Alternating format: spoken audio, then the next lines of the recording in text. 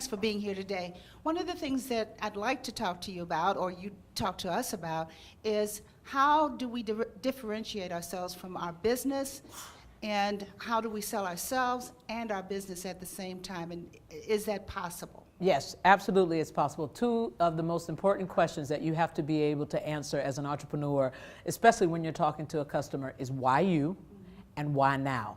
Those are most important questions. And one of the things that we were discussing a little bit earlier is that as women, we tend to be very detail oriented. And we're thinking about all the details and not the value proposition, not the why me and why now. Because you always want to create this illusion of scarcity, and you want to create the momentum. Because there's always another time that somebody can buy it. They can buy it later. And if it's a stock, they can buy it cheaper, or so they think. So you have to make them feel that they're never going to get an opportunity to get it at this value right now. That's exactly right. During your talk, you were mentioning adjectives. Yes. Would you give us a little more on that, how you think about adjectives?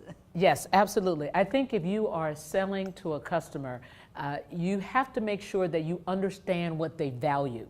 One of the things that I said to my new boss when I changed roles is, as I spent about 2 or 3 months really looking around the division, and I saw a number of things that I could do.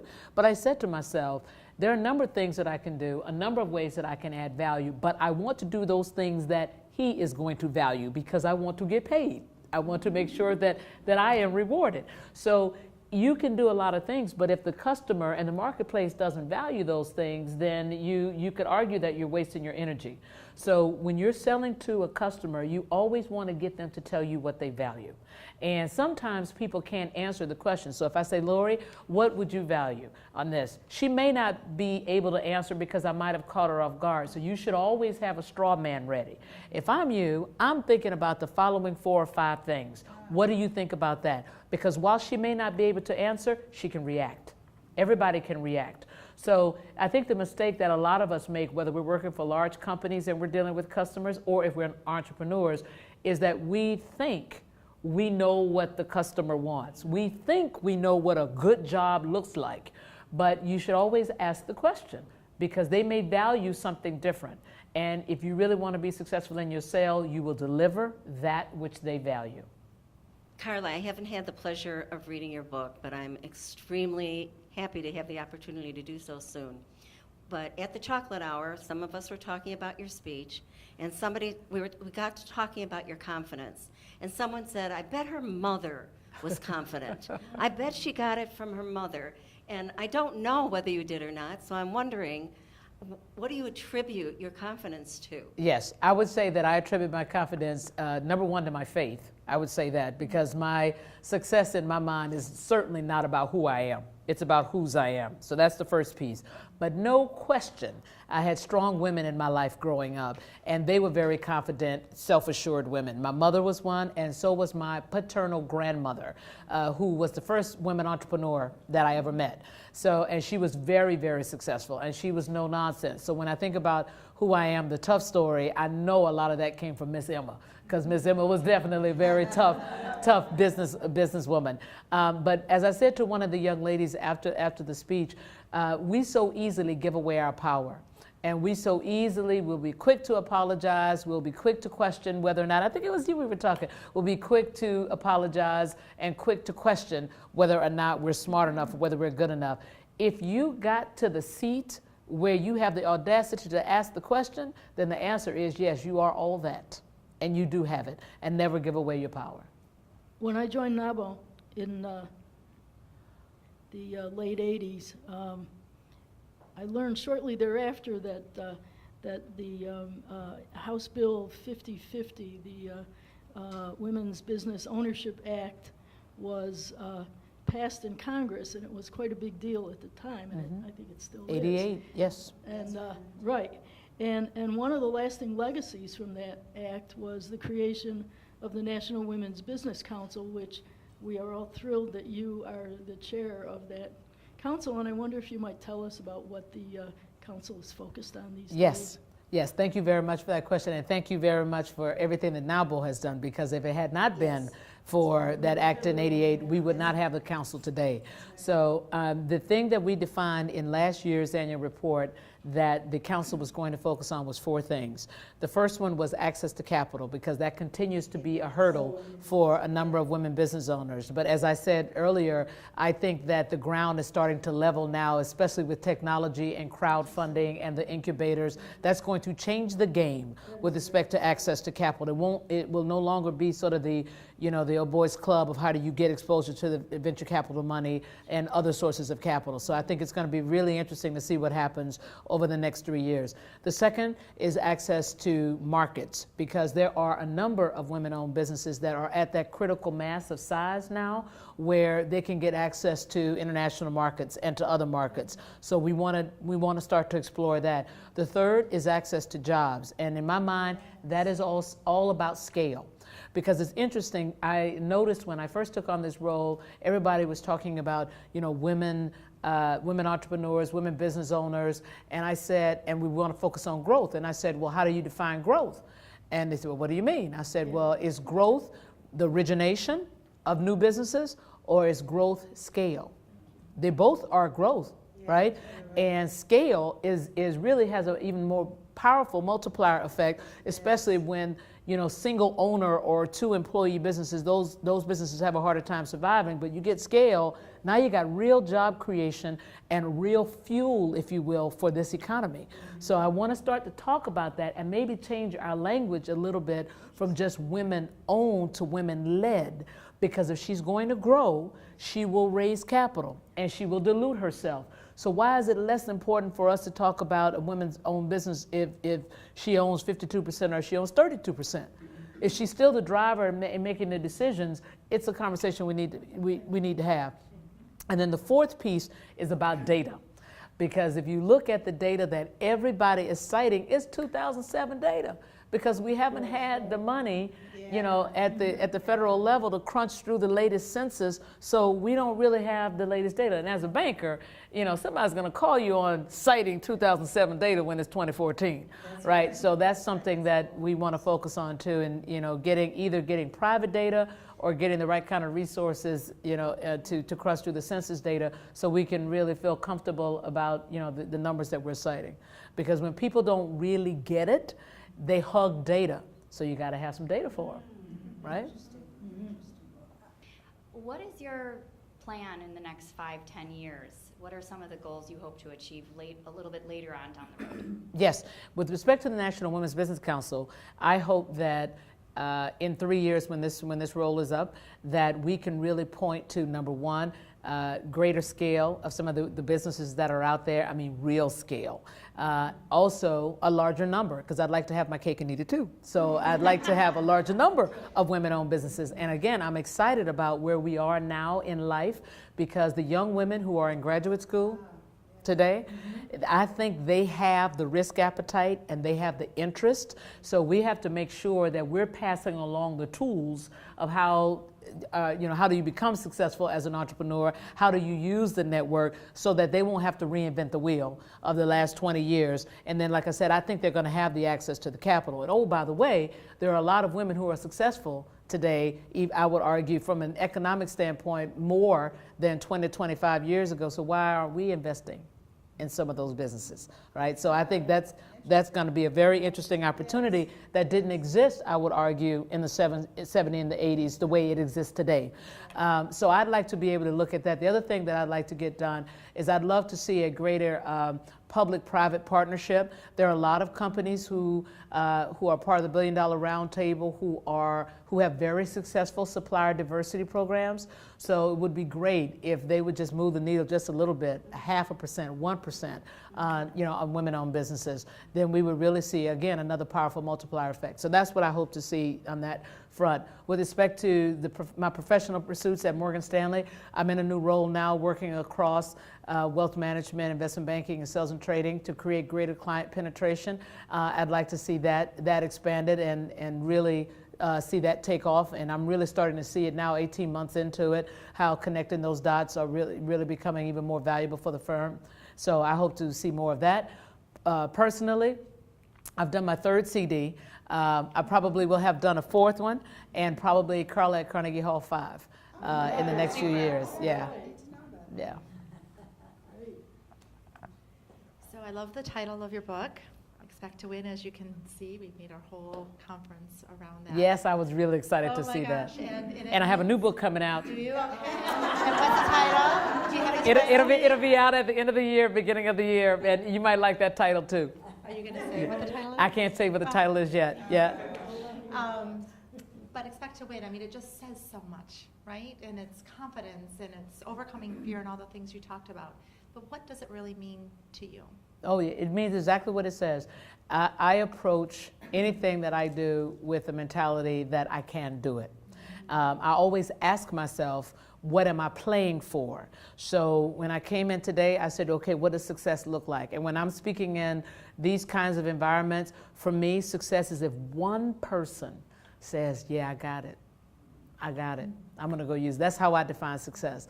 So I was honored today to see a whole lot of people say, I got it, I got it. You know, so, but even when I'm going into a client meeting, I say to myself, what am I playing for? Am I playing to sell the business today? Or am I playing for a second meeting?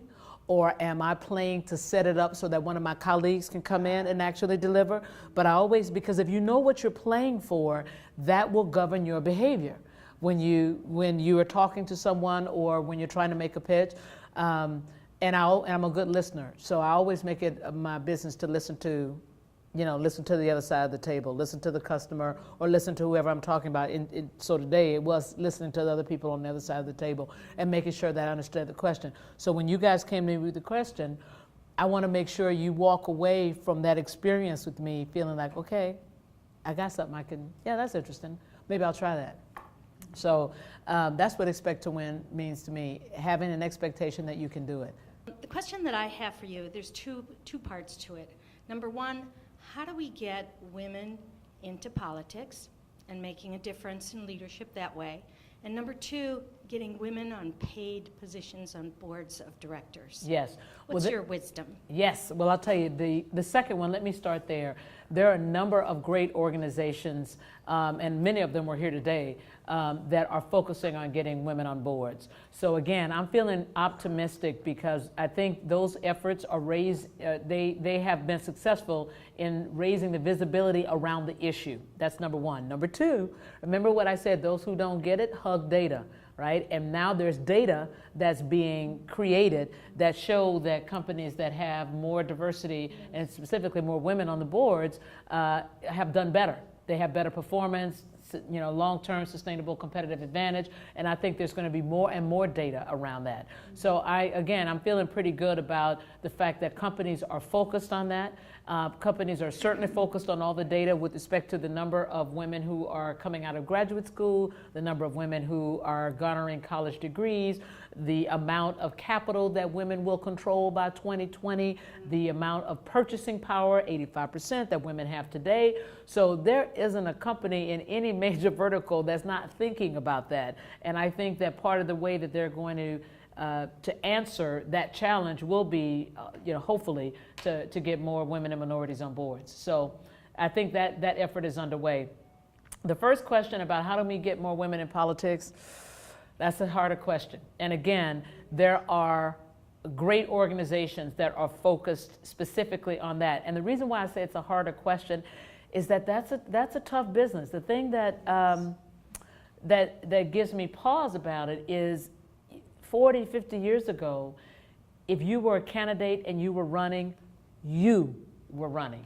Today, anybody that's connected to you is running. That's right. And so, and part of me feels that that's not fair, if you made the decision to run, but your sister didn't make the decision to run. But if your sister has a challenge or an issue, because she happens to be your sister and you're running, now all of a sudden she gets displayed. She's on the front page as having, a drug problem or being bipolar or whatever her personal issue happens to be because she is connected to you. And I think that's hard for women and anybody, frankly, to have that exposure. It's almost as if you're going to run, you need to go tell everybody in your family, I'm running, clean up your skeletons. They're coming to get them, and everybody has a right to live the way they want to live, and we all make mistakes. Nobody gets away without making a mistake. But you don't always want that displayed in the public arena. So I think it's hard. That's the part I think is hard. Yes, all the fundraising and all the money that's involved, but you know, I think if you're a good marketer, you're a good fundraiser, you can get the money. But it's that exposure. I think that's tough. I've observed throughout history that as women make progress, there's always a few steps backwards. It's very much like everything else in life. But I'm wondering how you feel would be the best way to handle right now. There's some political backlash against women progress, and I was wondering, how do you think is the best way to proceed? Yeah, what do you think is the backlash? Some of the political, the Supreme Court, some of the very conservative politicians, how they feel about women, and how some of the conservative women are reacting. Mm-hmm. I say don't get distracted by the noise. Keep going. Keep going. Just curious what your experience was entering more of a younger professional in that male dynamic and breaking through. Did you try to break through, or did you just ignore it and try to succeed? And how did you deal with that? And then the second question goes along with more with a bigger picture of, it's great that all these women are coming out of college and all these women are coming out of grad school, but there is a steep drop-off, or at least has been historically a steep drop-off when it comes time to have children and raise families. And what are you doing with your organization to try to address, you know, more work-life flexibility and more rights for women, so they don't feel like they have to sacrifice their career to keep going? Yeah, well, I'll tell you, let me answer the first question because that's easy. No, I just stayed focused on trying to be successful and not trying to break through. And it's so funny when I hear women say, oh, I don't want to be considered the woman, I don't want to be considered the woman professional, or I don't want to be considered the member of the board of directors, the female board of directors, because my thought is, well, what do you think they see when they look at you, right? You can't, right? You can't run away from that, right? And so my game was to figure out what you need to do to be successful and just do that, and don't get, as we just said, don't get distracted by the noise. The second thing, it's so funny that we're still having this conversation, and that's the thing that really pains me, that here I am almost 27 years out of business school, and some of the conversations that we were having as young women then, the young women are having that now.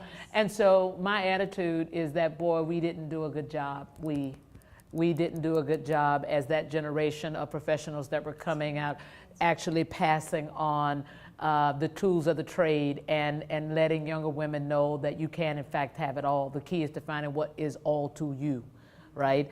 That is the key. And so that you're not defining all by somebody else's report card. What works in your household works in your household. Your timing is your timing.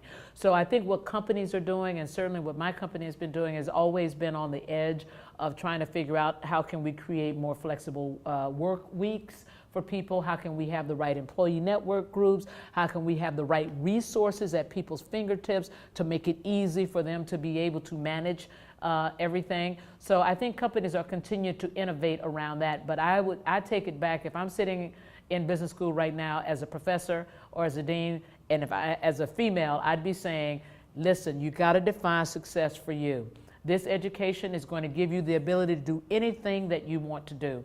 And you, because it's 2014, as a graduate student, as a college student, you will have the luxury of having 4 to 5 careers before you hang up your cleats. So doing something for 25 or 30 years, I don't think will exist for this next generation of professionals. So spend your first module of 5, I like to say 5 to 6 modules of 5, spend your first module of 5 getting basic skills that you can use in any vertical. Because as I said to the young ladies who you all brought from this charter school, is I said, you can't tell me right now exactly what you want to do. Because let me tell you, 10 years ago, Facebook didn't exist. It just had its 10-year anniversary. So you could not have said, 10 years ago, I want to be the CEO of Facebook. You couldn't have said that. You wouldn't have been able to say, I want to be a CEO of a social media company. People would have said, what is that? But now that has completely revolutionized who we are, how we operate, how we communicate, an entire industry, right? So if you keep yourself flexible, there is going to be a career that you can't articulate today in 2014 because it doesn't exist, that will exist in 2020, and that might be your thing. So stay flexible around that. So that's one of the things that I'm telling young professionals, and that's one of the things that I'm telling companies that I speak to. You're going to have to create a value proposition for this next generation of professionals, because they won't have that sort of 25-30 loyalist mentality that we had. You're going to have to tell them why they need to stay. And for women in particular, part of that value proposition is that I can have my cake and eat it too. I want to be able to be value add, be a contributor, get paid really well, and oh, by the way, have my family as well, right? But we have to do a better job as those who came before them, empowering them and affirming them that you can in fact do that. Yeah. Thank you.